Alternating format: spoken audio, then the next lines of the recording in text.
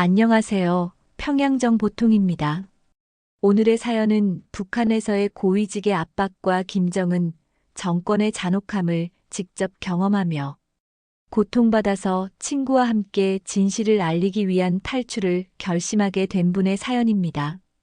아직도 김정은의 공포에 질린 눈빛이 머릿속에 생생합니다. 모든 사람을 죽일 기세였던 그의 모습에 북한에서 사람이 남아있을 수 있을지조차 의문이 들었죠. 지금 생각하면 저희 두 가족이 남한에 올 수 있었던 것은 정말 축복이었다고 느낍니다. 김정은은 거의 미쳐 있었으니까요. 안녕하세요. 저는 북한을 떠난 지 1년이 다 되어가는 김영철입니다. 지금은 남한에서 감사한 새 삶을 살아가고 있죠. 이제는 조금 익숙해질 법도 하지만 뉴스에서 북한 이야기가 나올 때면 여전히 마음이 좋지 않을 때가 있습니다. 북한은 한때 제가 충성을 다했던 나라였지만 결국 저를 배신했고 도망치듯 떠나게 만든 곳이기도 하거든요. 저뿐만 아니라 가족까지 포함해 나름 높은 직위에 있었던 저희가 북한을 떠났다는 것은 얼마나 큰 일이었는지 상상하실 수 있을까요? 얼마 전 뉴스에서 알게 된 일이 있습니다.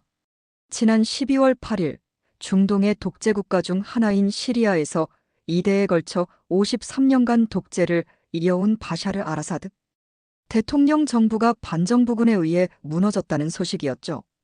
그 뉴스를 보며 북한에서 있었던 일이 떠올랐습니다. 원산과 주변 지역에서 발생한 대규모 폭동과 그로 인해 극도로 불안해했던 김정은의 모습이 머릿속에 스쳤습니다. 그 뉴스를 보고 김정은의 심정을 헤아려 보았습니다.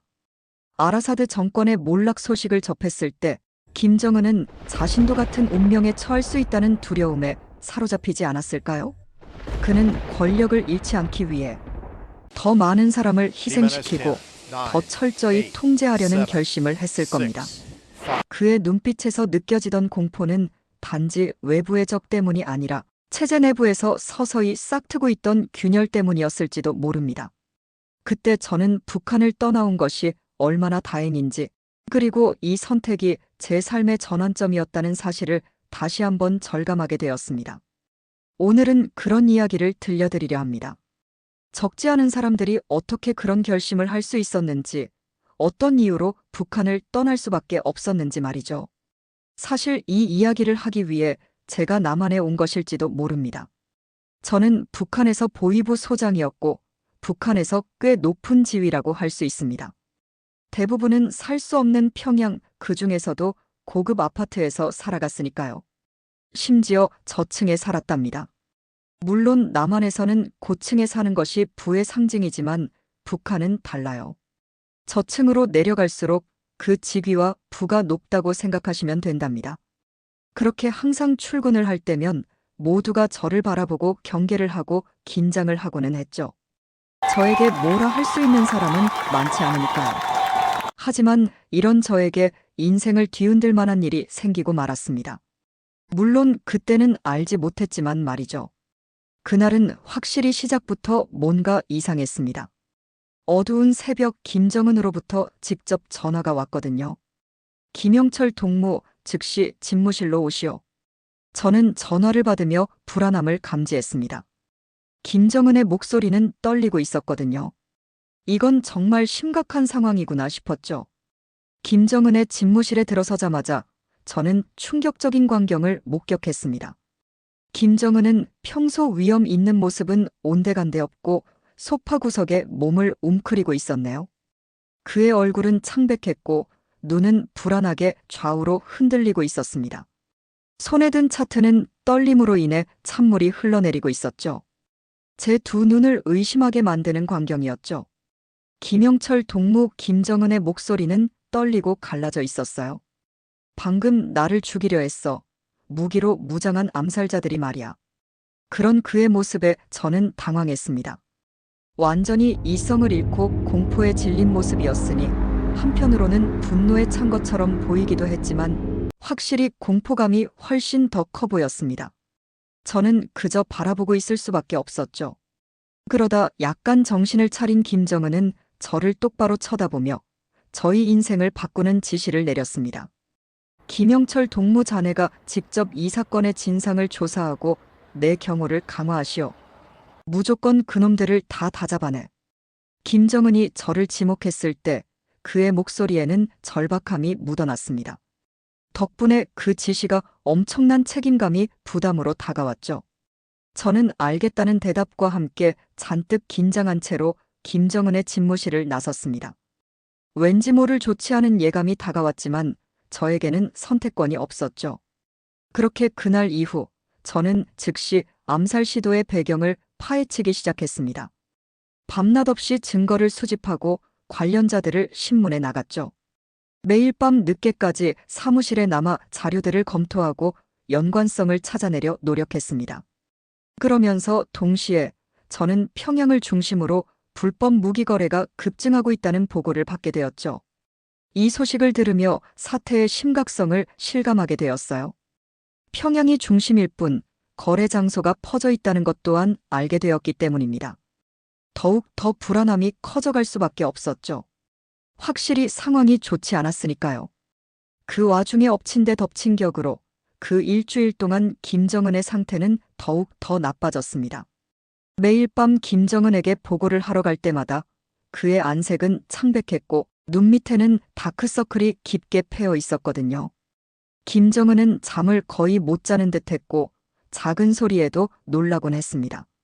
경호원들의 수는 2배로 늘었고 김정은의 식사도 더욱 철저하게 검열되었습니다. 하루는 제가 보고를 마치고 나오는데 김정은이 홀로 중얼거리는 소리를 듣기도 했어요. 누구를 믿어야 하나, 대체 내가 뭘 잘못했길래 나한테 왜 이러는 거야. 그 말을 듣고 저는 가슴이 무거워졌습니다.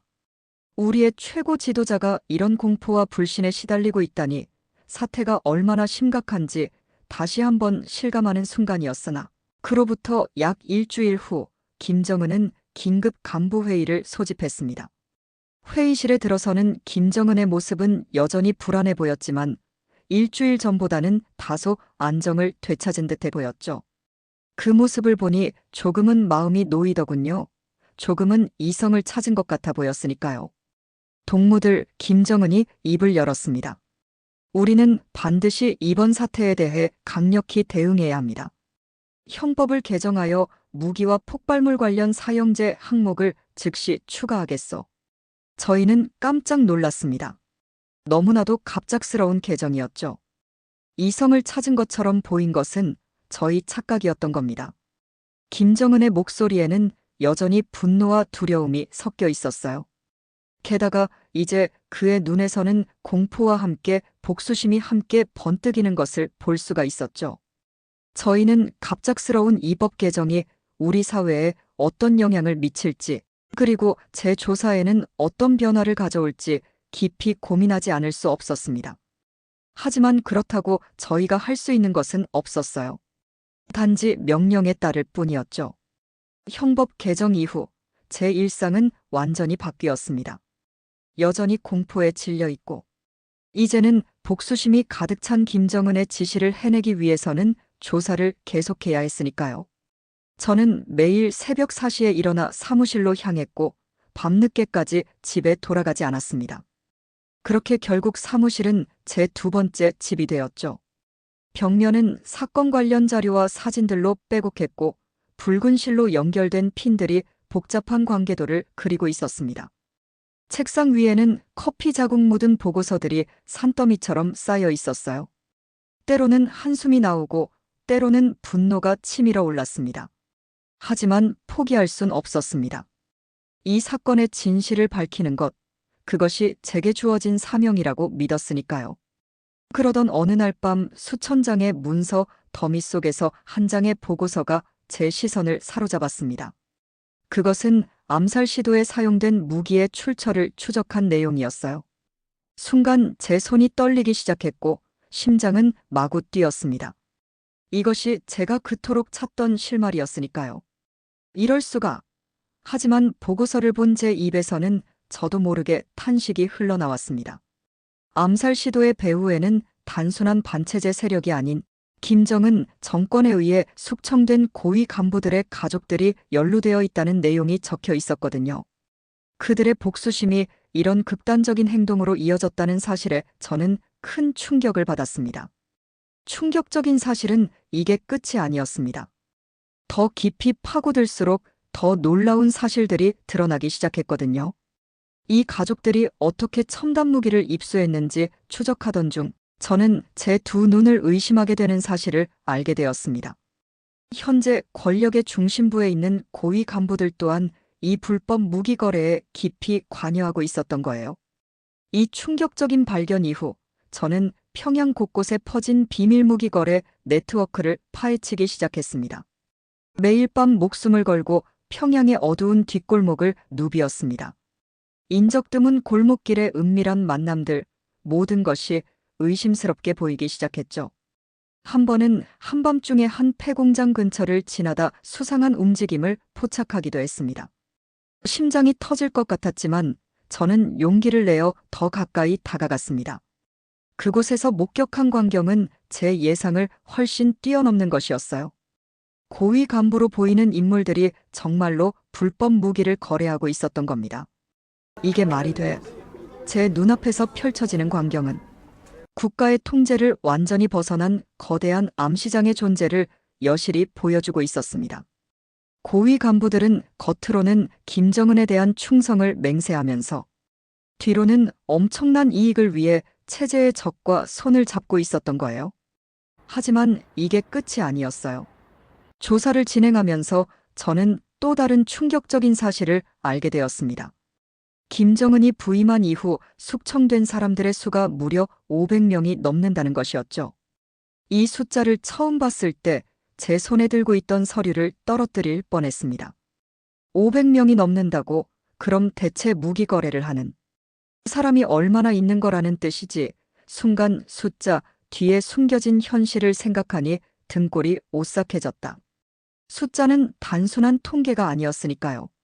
그것은 500개의 인생, 500개의 가족, 그리고 수천 명의 연관된 사람들을 의미했고, 동시에 이 모든 사람들이 잠재적인 반체제 세력이 될 수 있다는 사실이기도 했고요. 이 사실은 저까지 오싹하게 만들더군요. 절대 적은 수가 아니었으니까요. 이런 충격적인 사실들을 알아감에도 불구하고 저는 조사를 그만둘 수가 없었습니다. 계속해서 해나가야만 했죠. 그러다 조사의 막바지에 이르러 저는 반체제 인사로 지목된 명단을 확인하게 되었습니다.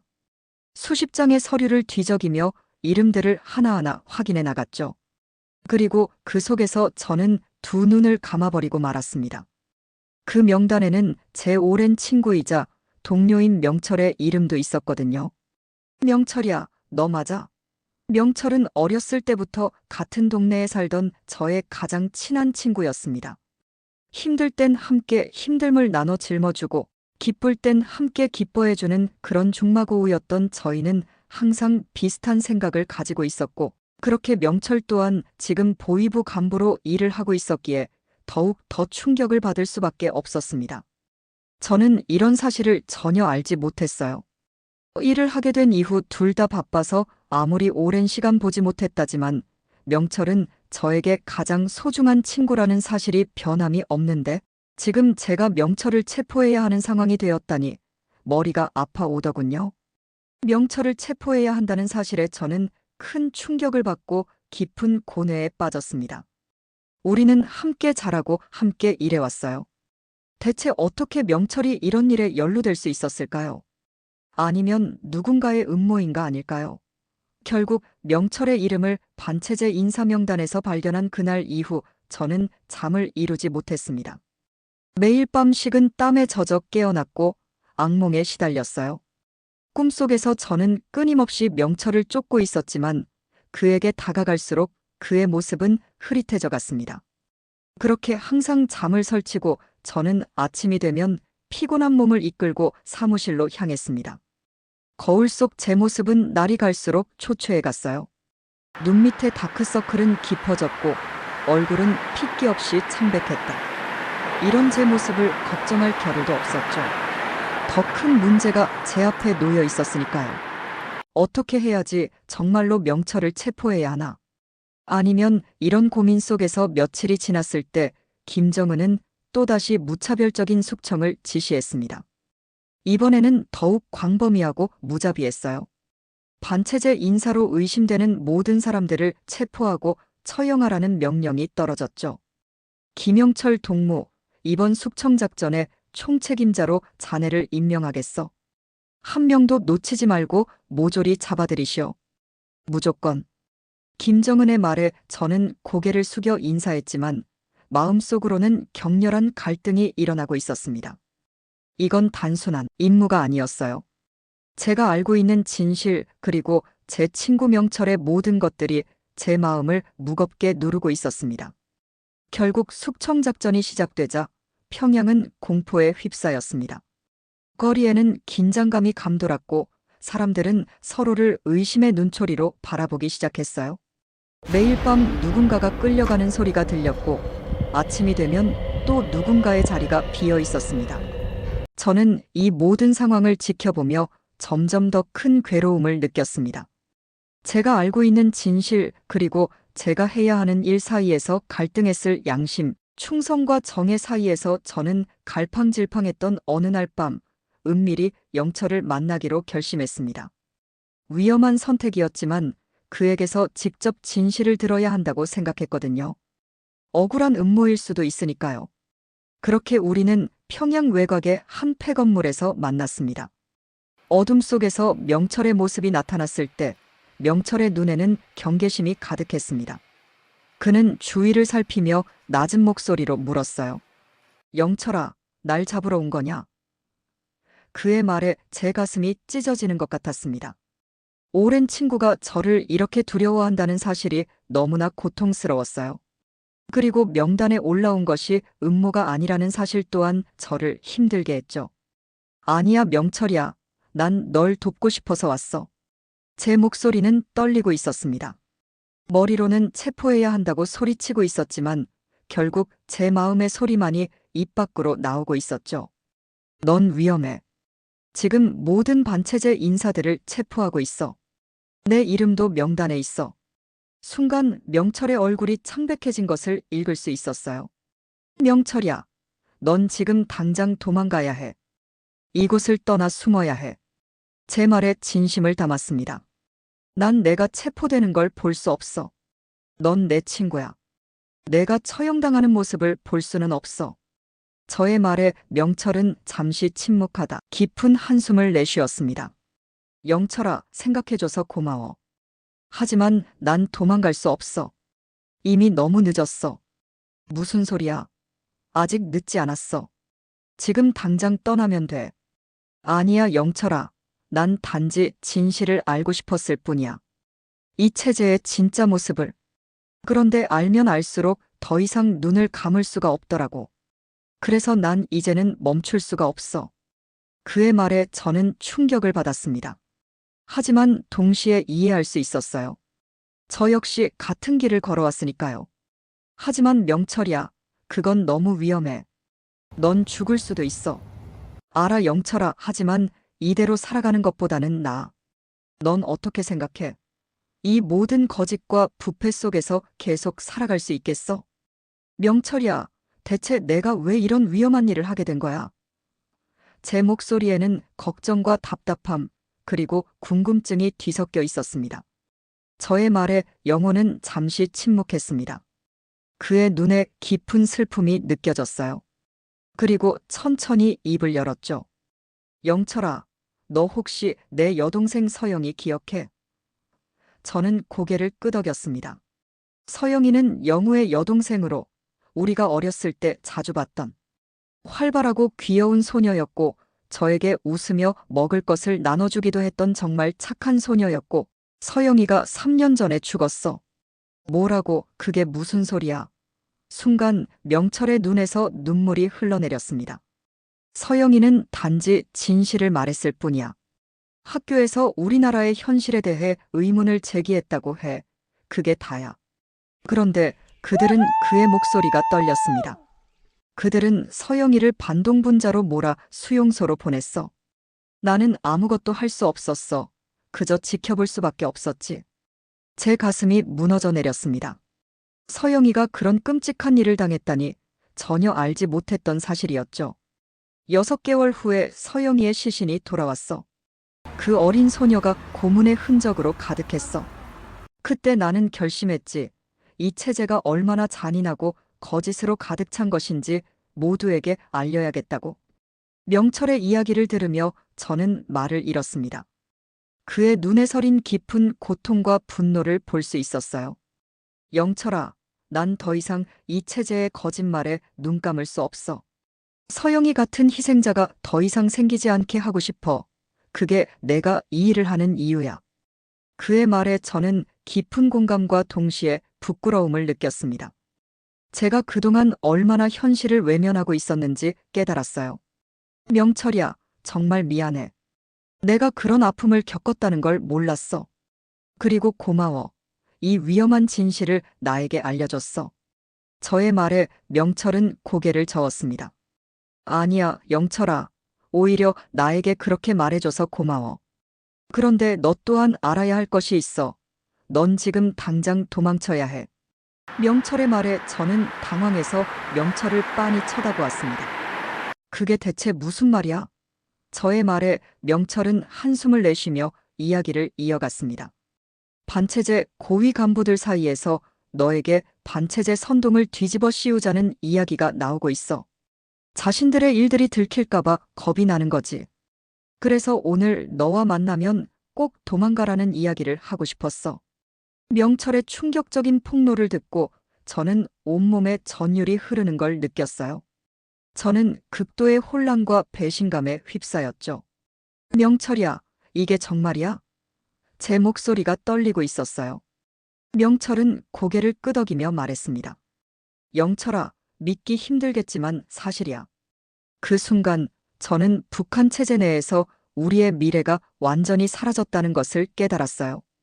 극도의 혼란과 배신감이 저를 휩쓸었습니다. 그리고 저도 모르게 입 밖으로 말이 튀어나왔죠. 함께 가자, 명철이야. 이곳은 더 이상 희망이 없어. 저의 말에 명철은 당황한 듯 했습니다. 아직 난 여기서 싸워야 해, 영철아. 명철이야, 밖으로 나가. 이런 실상을 알리는 것이 더 중요해. 여기서 우리끼리 싸워봤자 결국은 똑같을 거라고. 그리고 아직 남아있는 내 아내와 아들을 생각해봐. 저의 말에 명철의 눈이 흔들렸어요. 한국으로 망명하자, 명철이야. 이곳에 사람들을 위해 끔찍함을 널리 알리자. 저의 말에 명철은 고민이 되는 듯 한참 동안 침묵했고 저는 그런 그을 조용히 기다렸죠. 그렇게 긴 침묵 뒤에 명철은 입을 열었어요. 그래, 나가서 꼭 알리자. 이 끔찍한 현실을. 그렇게 저희는 다음 날부터 은밀히 정보를 수집하기 시작했습니다. 우리의 높은 지위를 이용해 여러 경로로 탈북 루트를 모색했고 매 순간이 위험의 연속이었죠. 한 번의 실수만으로도 모든 것이 물거품이 될 수 있었으니까요. 우리는 오랜 세월 동안 쌓아온 인맥을 총동원했습니다. 군 내부의 협조자를 만나 국경 경비 상황을 파악하고 정부 기관 내에 동조자들을 접촉해 필요한 서류들을 준비했어요. 매번 만남이 마지막이 될 수도 있다는 생각에 가슴이 조여왔습니다. 두 가족이 함께 움직여야 해서 더 조심스러웠고 동시에 저희는 한국 정부와의 비밀 접촉을 시도했습니다. 이것이 가장 위험하면서도 중요한 단계였죠. 다행히 우리의 높은 지위와 갖고 있는 정보의 가치를 인정받아 한국 정부의 협조를 얻어낼 수 있었어요. 모든 준비 과정에서 가장 힘들었던 건 가족들에게 이 사실을 알리는 것이었습니다. 처음에 제 아내는 믿으려 하지 않았습니다. 눈물을 흘리며 저를 붙잡고 여보 제발 정신 차려요. 우리가 어떻게 그럴 수 있어요? 라고 말하던 모습이 아직도 눈에 선하네요. 명철의 가족도 비슷한 반응이었습니다. 그의 아내는 처음에 격렬하게 반대했어요. 당신 미쳤어요. 우리 아이들의 미래는 어떻게 할 거예요? 그녀의 목소리에는 공포와 분노가 섞여 있었죠.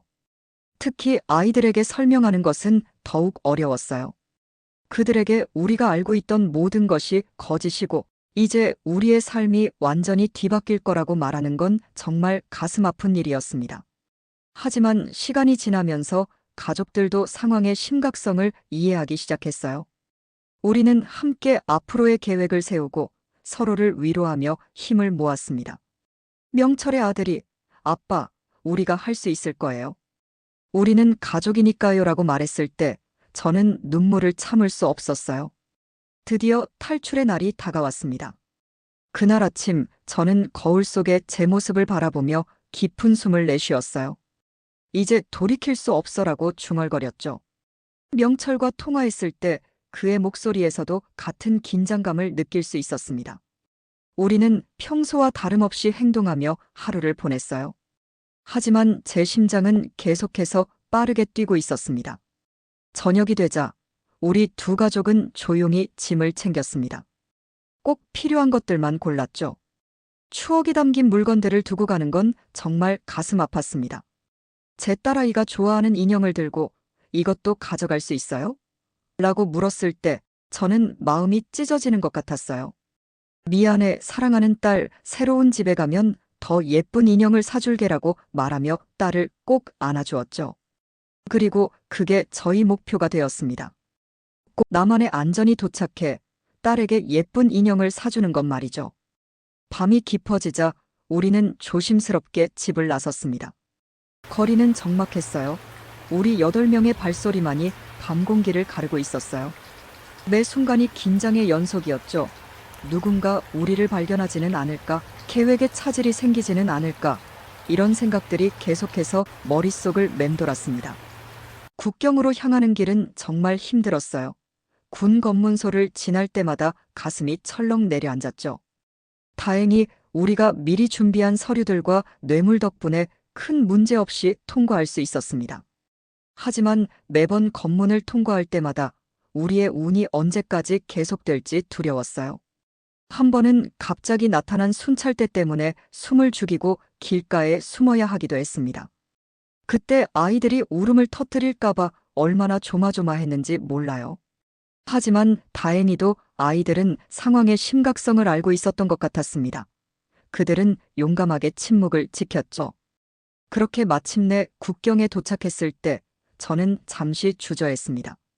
이 선을 넘으면 정말 돌이킬 수 없다는 걸 알았거든요. 순간 명철과 눈을 마주쳤을 때 그의 눈에서도 같은 두려움과 결의를 볼 수 있었습니다. 하지만 아이들의 손을 잡고 있는 아내를 보니 용기가 생기더군요. 명철의 가족도 마찬가지였죠. 갑시다라고 말하며 우리는 서로의 손을 꼭 잡았습니다. 그리고 함께 국경을 넘기 시작했습니다. 극도로 강화된 감시와 처벌을 피해가며 결국 저희는 국경을 넘을 수가 있었죠. 그 순간의 긴장감과 두려움, 그리고 동시에 느껴진 해방감은 말로 표현할 수 없었어요. 우리 모두의 눈에 눈물이 고였습니다. 국경을 넘자마자 우리는 미리 연락해둔 한국 정부 요원들과 만났어요. 그들은 신속하게 우리를 안전한 곳으로 이동시켰습니다. 처음으로 자유의 공기를 마시는 순간 저는 눈물을 참을 수 없었어요. 아마 명철도 같은 감정이었을 것 같습니다. 우리는 말없이 서로를 바라보며 고개를 끄덕였어요. 서울로 향하는 길에서 저는 창밖을 바라보며 생각에 잠겼습니다. 우리가 남겨두고 온 모든 것들, 우리가 앞으로 마주하게 될 모든 것들, 두려움과 기대가 교차했고, 하지만 한 가지 확실한 건 우리 두 가족이 함께 새로운 삶을 시작할 수 있게 되었다는 것이었죠. 아이들은 피곤에 지쳐 잠들어 있었습니다. 그들의 평화로운 얼굴을 보며 저는 우리의 결정이 옳았다는 확신이 들었어요. 이제 그들은 자유롭게 꿈을 꿀 수 있을 테니까요. 명철이 조용히 말했어요. 영철아, 우리가 해냈어. 저는 고개를 끄덕이며 대답했습니다. 그래, 명철이야. 이제 우리의 새로운 삶이 시작되는 거야. 우리는 안전하게 서울로 향하고 있었고, 그곳에서 우리의 새로운 인생이 시작될 거라는 걸 알았어요. 불확실한 미래에 대한 두려움도 있었지만, 동시에 희망과 기도로 가슴이 벅찼습니다. 이제 우리는 자유의 땅에서 새로운 삶을 시작할 수 있게 된 거예요. 그리고 마침내 서울에 도착하자마자 국가정보원 요원들이 우리를 맞이했어요. 그들의 얼굴에서 긴장감과 동시에 안도감이 느껴졌습니다. 한 요원이 다가와 말했죠. 김영철 씨, 박명철 씨, 무사히 오셔서 다행입니다. 여러분의 안전을 위해 최선을 다하겠습니다. 우리는 곧바로 서울 외곽의 고급 주택가에 위치한 안전가옥으로 안내되었고, 가는 동안 서울의 밝은 불빛들이 제 눈에 들어왔습니다. 북한에서는 상상도 할 수 없었던 풍경이었어요. 여보, 저게 다 뭐예요? 아내가 놀란 목소리로 물었어요. 자유야. 저는 짧게 대답했습니다. 더 이상의 말이 필요 없었으니까요. 안전가옥에 도착하자 우리를 맞이한 요원이 설명을 시작했습니다. 여러분의 신변 보호를 위해 이곳의 위치는 절대 기밀로 유지됩니다. 당분간은 외출을 자제해 주시기 바랍니다. 집 안으로 들어서자 아이들의 눈이 휘둥그레졌습니다. 이게 다 우리 집이에요? 제 아들이 물었죠. 저는 고개를 끄덕이며 미소 지었습니다. 그래, 이제 이곳이 우리 집이란다. 그날 밤 우리 두 가족은 오랜만에 편안한 잠자리에 들 수 있었습니다. 하지만 저와 영철의 마음은 여전히 무거웠습니다. 우리가 알고 있는 북한의 진실을 어떻게 전달해야 할지, 그리고 그것이 가져올 파장에 대해 걱정이 되었거든요. 다음 날 아침 국가정보원과 첫 미팅이 있었습니다. 저희는 북한 내부의 비밀들, 권력층의 이중성과 부패, 그리고 김정은 체제의 실상을 상세히 전달했습니다. 요원들의 눈에서 놀라움과 충격을 읽을 수 있었어요. 김영철 선생님, 박명철 선생님, 이 정보들이 사실이라면 우리의 대북 정책에 큰 변화가 있어야 할 것 같습니다. 한 고위 요원이 말했죠. 저는 고개를 끄덕였어요. 네, 그렇습니다. 북한의 실상은 여러분이 알고 있는 것보다 훨씬 더 복잡하고 위험합니다. 며칠 동안 계속된 브리핑에서 우리는 북한의 군사, 시설, 비밀 무기 개발 프로그램, 고위 간부들의 부패 등에 대해 자세히 설명했어요. 매번 새로운 정보를 전달할 때마다 요원들의 표정이 심각해지는 걸 볼 수 있었습니다. 한편 우리 가족들은 새로운 환경에 적응하느라 힘들어했어요. 특히 아이들은 학교에 가지 못하고 집에만 있어야 하는 상황에 답답해했죠.